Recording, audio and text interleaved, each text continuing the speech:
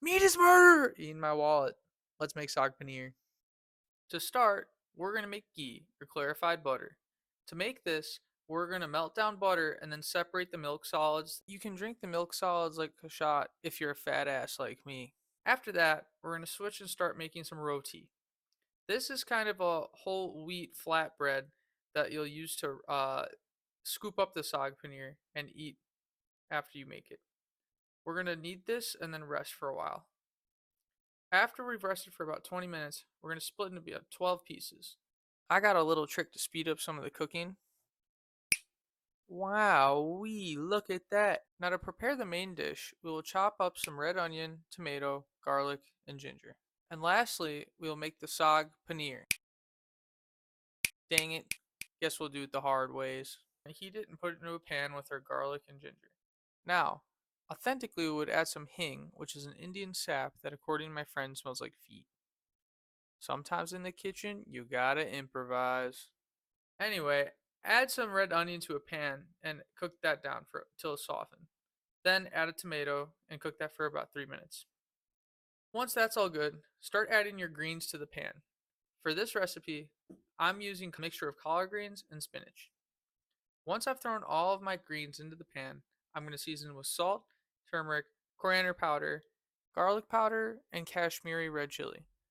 I didn't feel like looking for this at 12 different stores, so I'm using a fake version of cayenne pepper and paprika.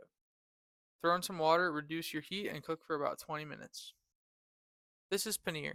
It's basically a mild cheese that takes the flavor of what you cook with it. Cut your cheese. To soften our paneer, we're going to put our diced paneer in some warm water and let that soak for 20 minutes.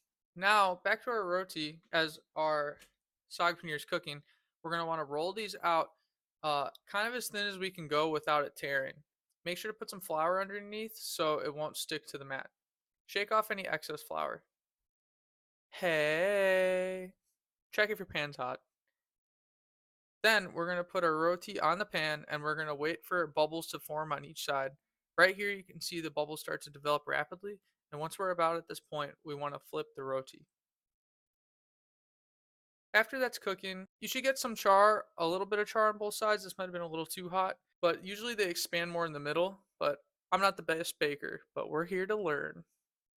Now that our spinach is cooked down for quite a while, we're going to blend the spinach until it makes a fine paste.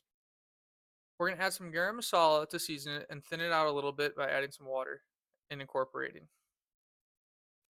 Once that's all incorporated, we're going to drain our paneer from the water and then add that to our saag mixture. Make it a little more creamy. We're going to add some cream to this dish. This ain't the longest dish, but I'm pretty sure you're still hungry. So now let's get to plating. I put some saag paneer in a bowl and put some roti on the side. Rip your roti apart and use that to eat the paneer in the bowl. And yeah, dude, I'm starving. Thanks for watching. Like this video if you like the content. Subscribe for more.